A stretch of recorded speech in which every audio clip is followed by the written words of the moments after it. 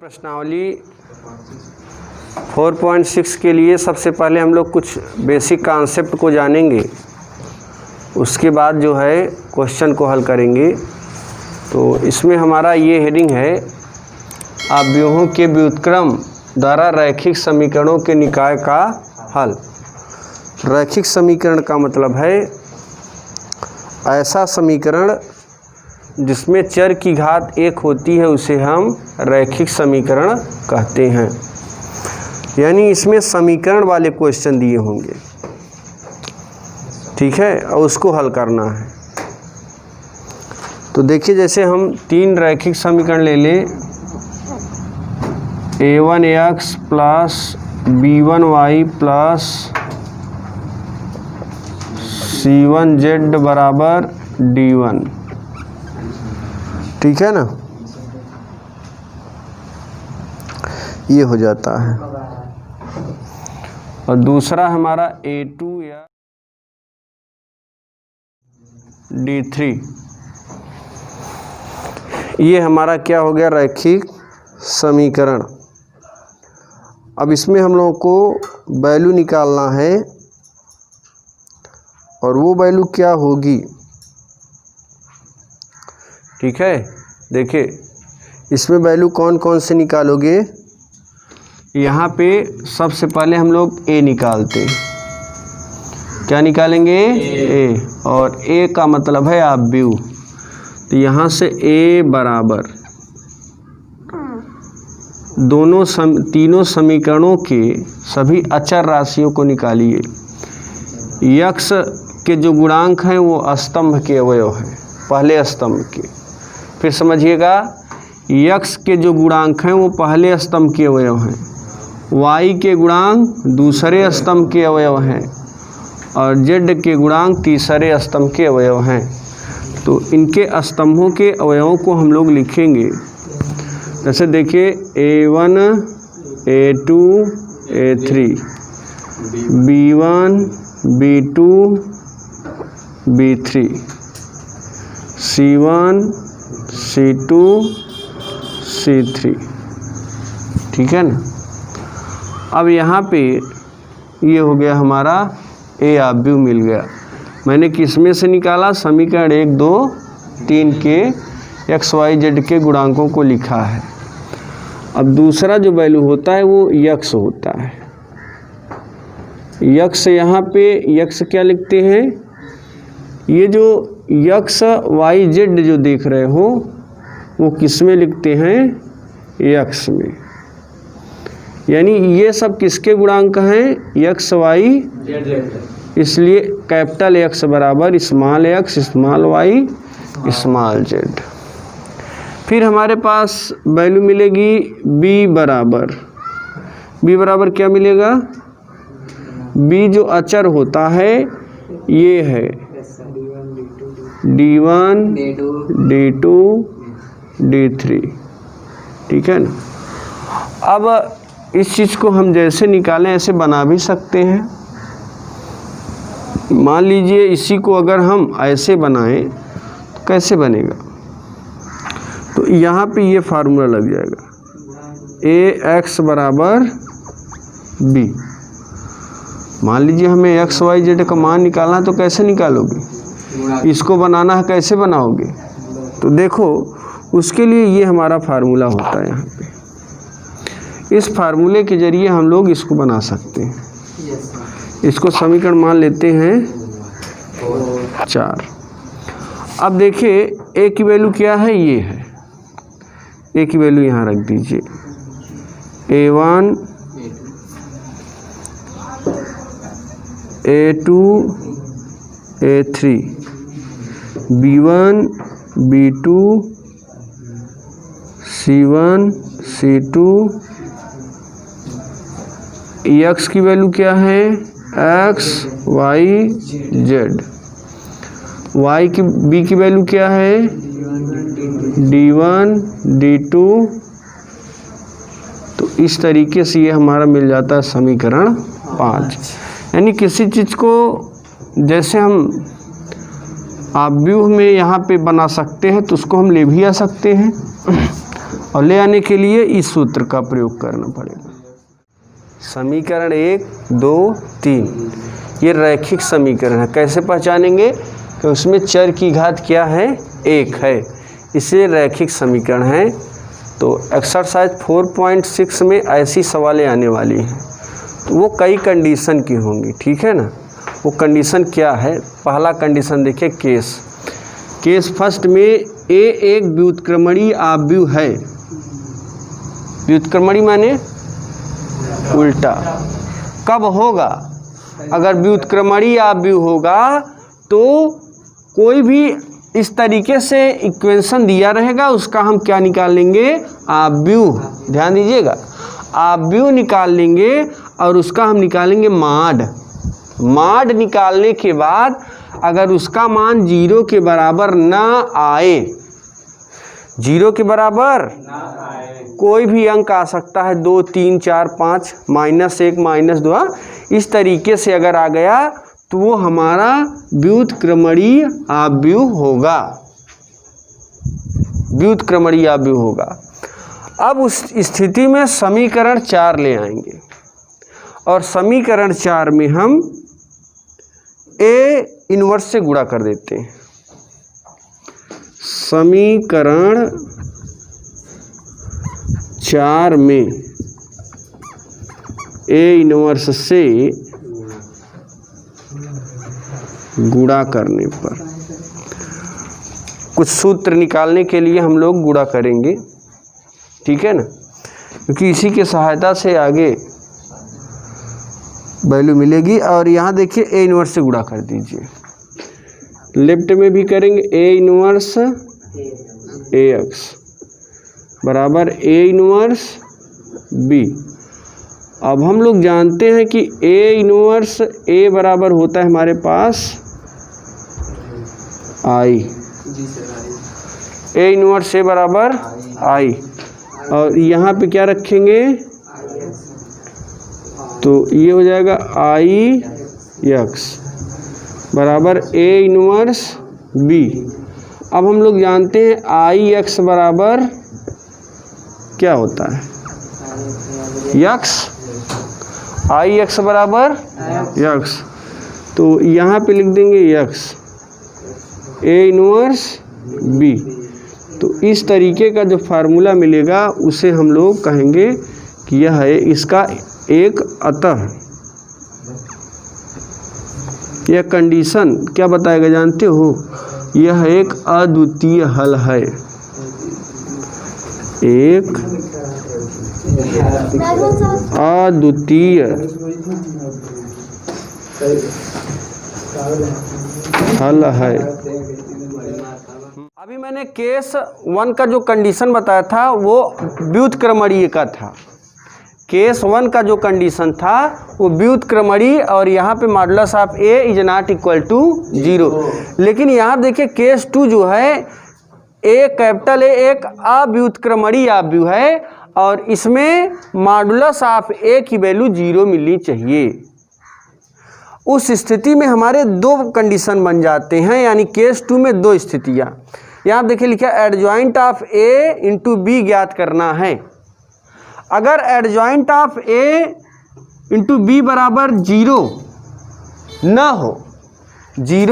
ना हो तो उस स्थिति में इस निकाय का कोई हल नहीं होगा। हमने अभी बताया था ना कि 2 चर हों या 3 चर हों, उसमें 3 कंडीशन होते हैं, कोई हल नहीं, अनंत अनेक हल, और एक होता है अद्वितीय हल, ठीक है ना। अद्वितीय माने सबसे अलग, यूनिक्यू।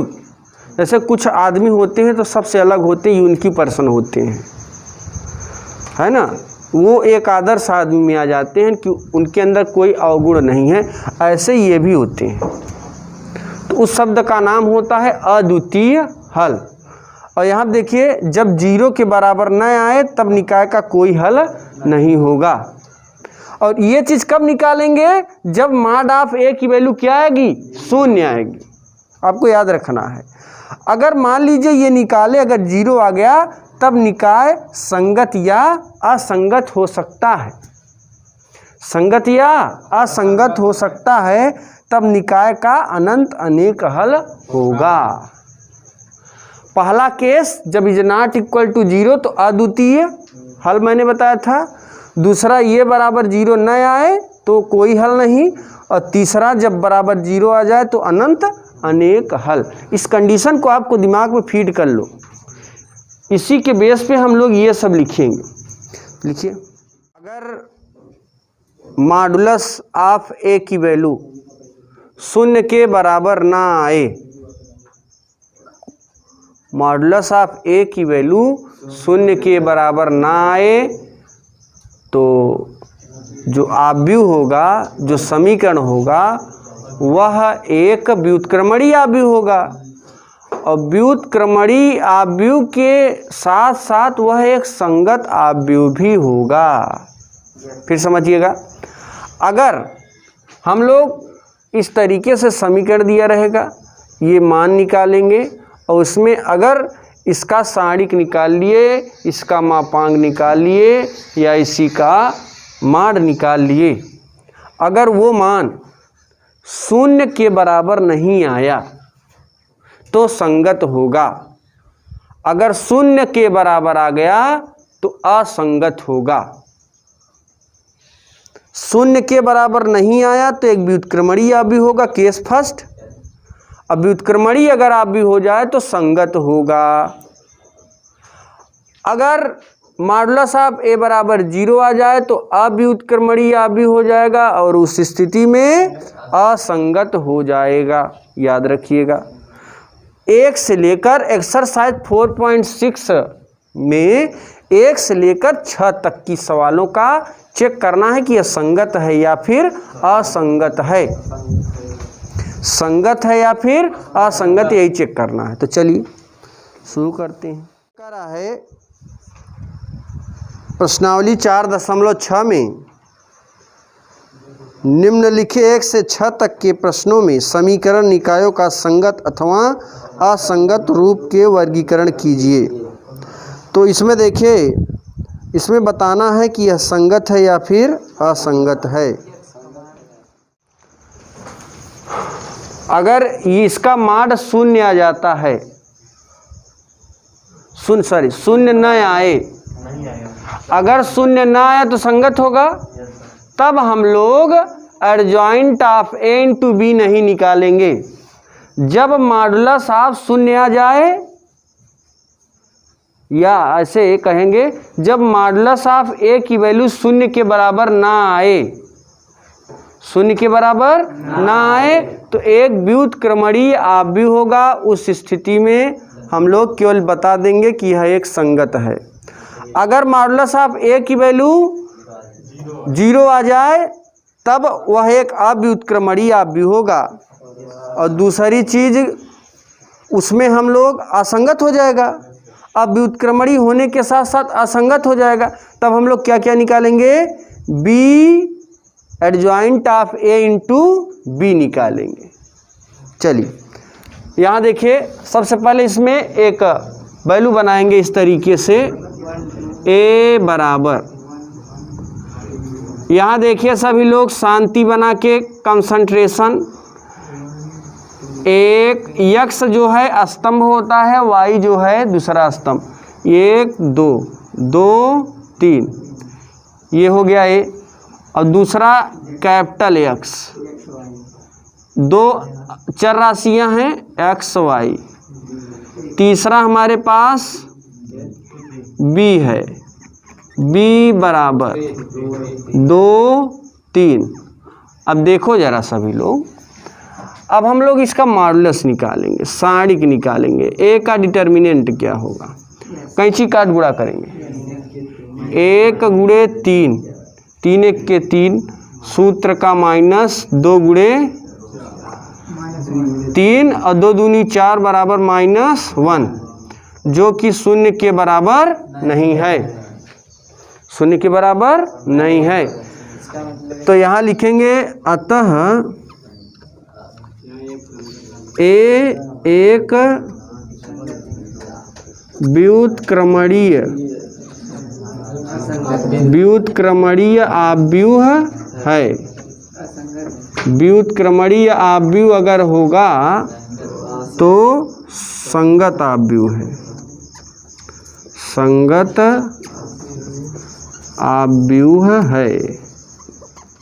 इसमें क्वेश्चन नंबर सेकंड ध्यान से देखिएगा, ध्यान से देखिए, ये बहुत ही बढ़िया क्वेश्चन है और एकदम इजी, जैसे मैंने पहला क्वेश्चन लगाया सेम वैसे ही है। देखिए a बराबर 2 1 और यहाँ -1 1। यहाँ देखो गुणांक क्या लिखेंगे, x का 2 और इसका 1, y का गुणांक -1, y का 1 और यहाँ पे x बराबर x y और b बराबर 5 4। बोलिए ना। अब आगे देखिए, a इसका डिटर्मिनेंट निकालो, डिटर्मिनेंट क्रॉस मल्टीप्लाई 2 1 के 2 सूत्र का -+1 बराबर 3। ये आप देख रहे हैं ये भी 0 के बराबर नहीं है, तो लिखेंगे अतः आव्यूह या कैपिटल ए एक व्युत्क्रमणीय आव्यूह है, कैपिटल ए एक व्युत्क्रमणीय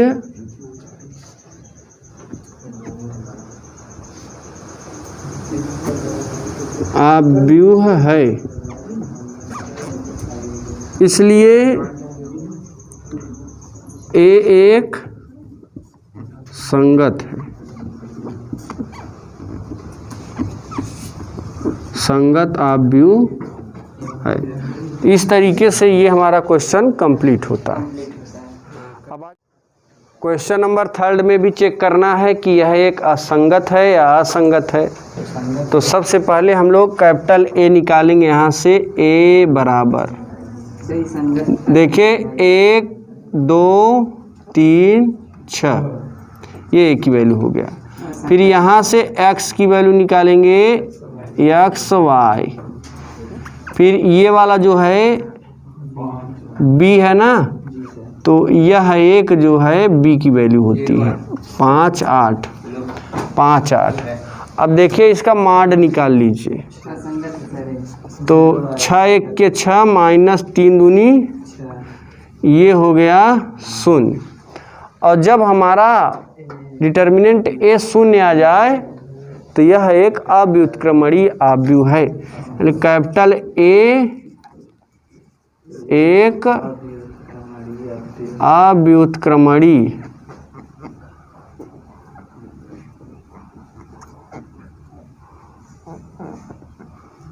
आव्यूह है।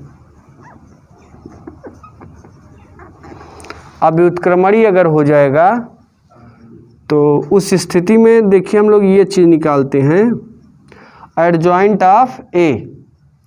एडजॉइंट ऑफ ए कैसे निकलेगा देखिए ज़रा, एडजॉइंट ऑफ ए का मतलब बी डैश है ना। तो सबसे पहले a11 बराबर -1 के पावर 2।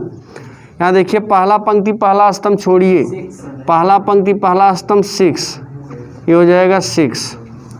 a12 बराबर हो जाएगा -1 के पावर 3, पहला पंक्ति दूसरा स्तंभ छोड़ दीजिए, पहला पंक्ति दूसरा स्तंभ 2 और इसका ऋण में मिलेगा और 2। फिर निकालेंगे a21 -1 के पावर 3, दूसरा पंक्ति पहला स्तंभ छोड़िए, दूसरा पंक्ति पहला स्तंभ 3 और इसका जो घन है वो माइनस देगा और यहाँ पे 3। a22 -1 टू द पावर 4, दूसरा पंक्ति दूसरा स्तंभ 1 बराबर 1।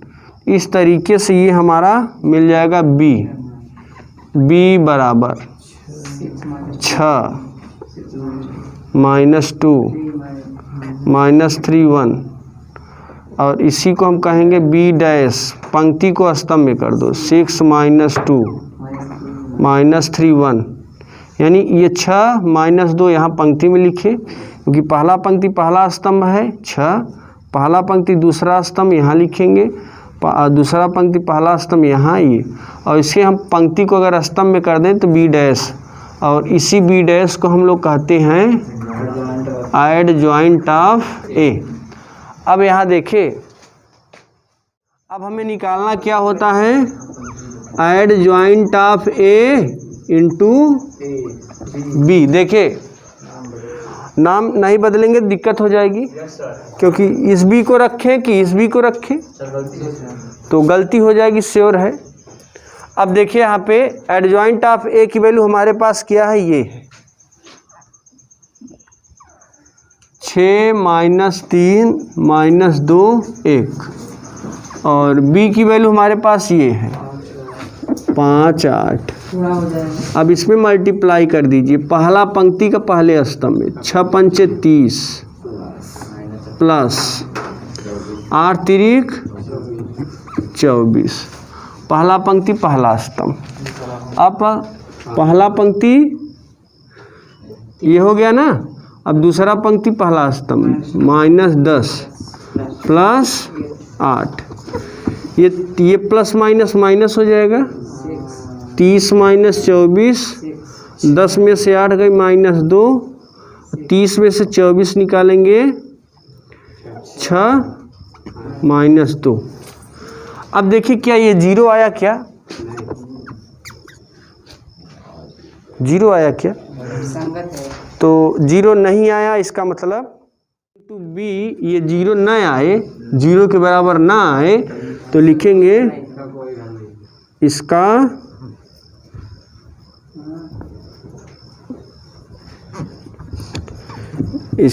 कोई हल नहीं है, कोई हल नहीं है। अतः